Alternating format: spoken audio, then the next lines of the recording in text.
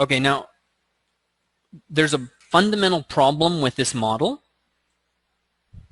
and that is that he's modeled in the T pose and his arms are too close. So I can't really dynamesh him very well.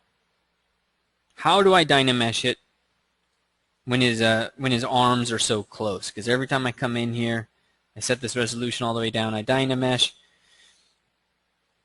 What if later on I want to raise his arm? I can't.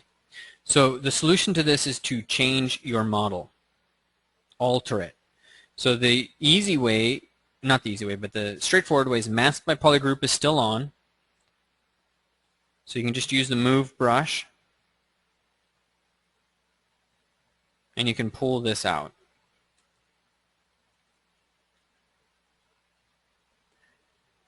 How far? You know, all the riggers will have a different idea for how to do this for animation, but we're doing this for sculpting. So get it somewhere between 45 and 30. I drew it and then I immediately removed it. So somewhere between 45 and 30 is going to be fine for us. And as Matthew's pointing out, you can also use mask and transpose. I'll demo that right now for those who know ZBrush. But I like to show you the low-tech way first. So I'm going to turn mask by polygroup off now, so that you and I's interface will probably be more similar. And then how do I do this in a more controlled fashion? So we haven't really talked about transpose, but I will be talking about transpose probably next week. But I can give you a quick primer. You just go to rotate, move, scale, and rotate. These are transpose. It's not some special system. It is a special system, but it's not a special interface. It's just move, scale, and rotate. As soon as you do that, you get this little line that draws out, and it's got 1, 2, and 3 interface parts. So that's the positioning as well as the axes. That's a mover, and that's the fulcrum, is the inside dot. That guy's pretty cool too. You should click that. I won't tell you what it is. It's kind of neat. The way you work with this, though, is you can press Control and click. Control, click, Control, click, Control, click. If you press Control, click, then you can draw out an action line and you can use it as a lever. Whichever dot you select, the other dot becomes the fulcrum.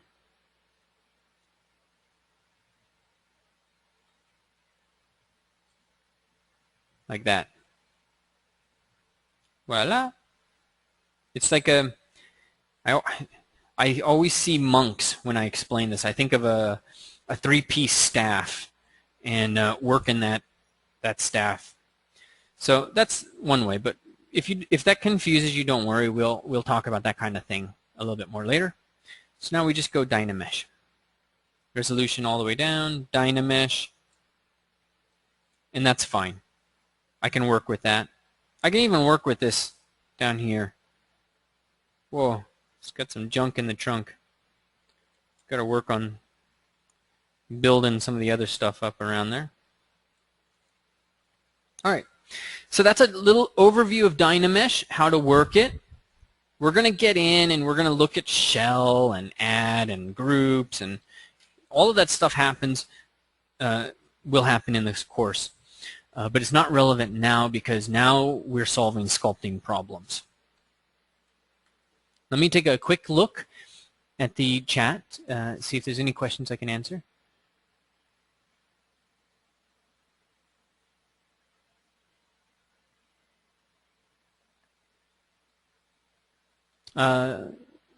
let's see, would you sculpt, I think Steve is asking about the head. So would you sculpt the head separately and reattach it later? No, in fact, I'm going to show you that right now. Because we froze the geometry. So that means that all of that detail I sculpted is stored in memory somewhere. Hopefully, we didn't mess it up. Let's see how we did. I'm just going to unfreeze subdivision levels. So it gave me subdivision levels, and it projected the geometry. A little bit of a problem here. Now, I did lose detail, but that's because the base mesh doesn't have enough detail. So I moved the head, so that is going to be a problem. All right, I'll fix that. So what I really need is I need more resolution in my base mesh. So let's go into this and set this to 32, and I'm going to control, click, and drag. You have to sculpt something, and then it'll Dynamesh it. So control, click, and drag, and now I'm going to unfreeze. Still not dense enough. So I'm going to set this to 48, just sculpt something, control, click, and drag, and that unfreeze.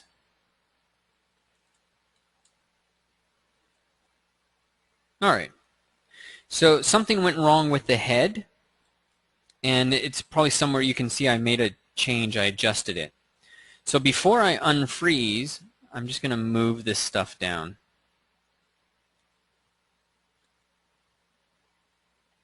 And I'm not really being technical here. I mean, freeze just projects.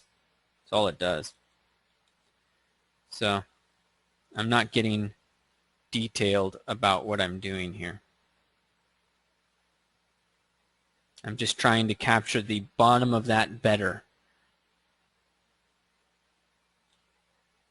Control, click, and drag to clear the mask. And projections will always have these problems in the eyes. You can try to make that better, and with more polygons we could do a better job, but you just have to keep in mind that there's always going to be issues there. Not much we can do about it. I prefer to resculpt that area. But let's go back in space a little bit. I'm going to set this to 64, do a little sculpt, control, click, and drag. Let me see if I get more resolution here. It's a little better.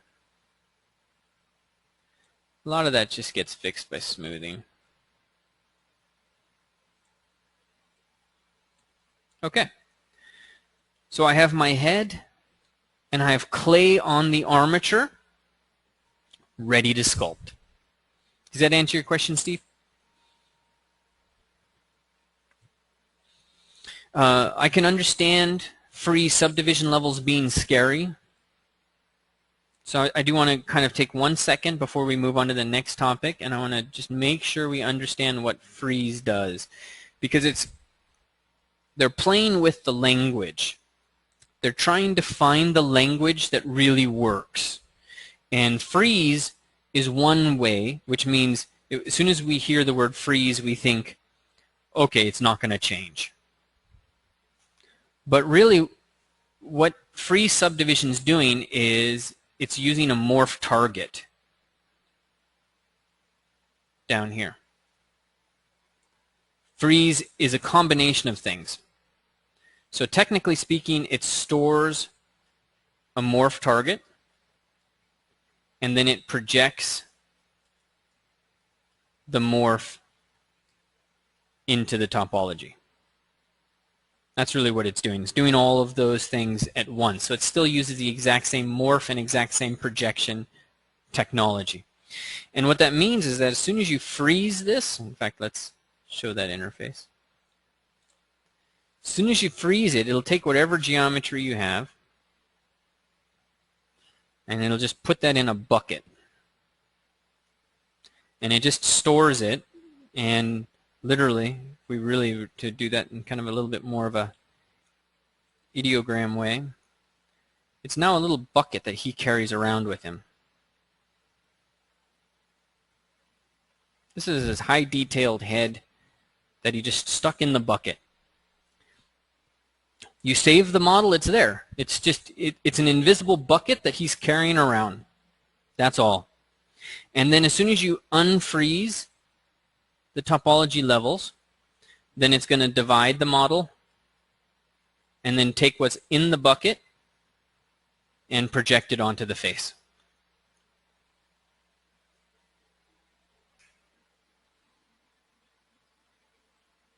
All right. Hope that helps. Okay, a couple more questions. The data is in that bucket, so it still exists. You can only get it out, as I understand, through this freeze, though, so it's not like it's in a separate place. And David is asking, it may be a step ahead, but wouldn't appending the head as an add-on be safer later?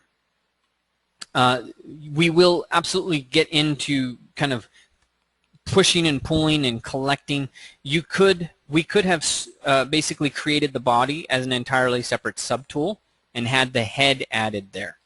We could 100% have done that.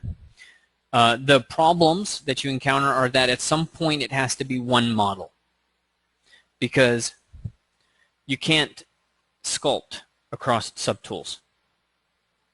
So if you wanted to connect the neck to the head, you'd have two totally separate subtools, and you can't sculpt them at the same time without going through some process.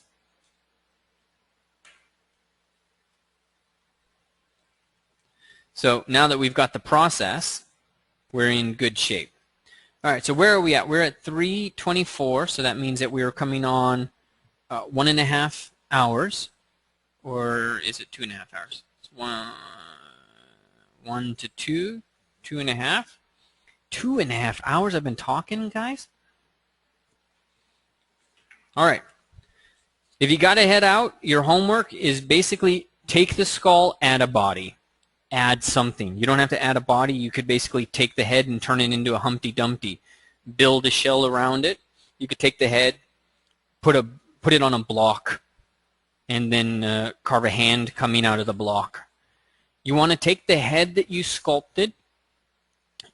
You want to use the maquette process, insert sphere, get yourself comfortable with that, all the way to Dynamesh. But do it like a sculptor. Build the form naturally and with purpose.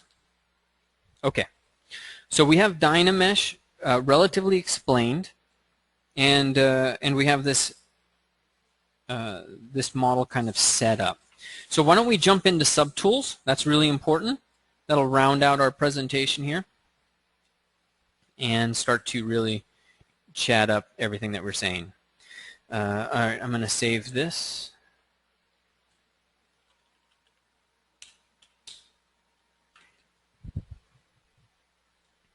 Okay, do I want to use this guy? Let me bring in a model.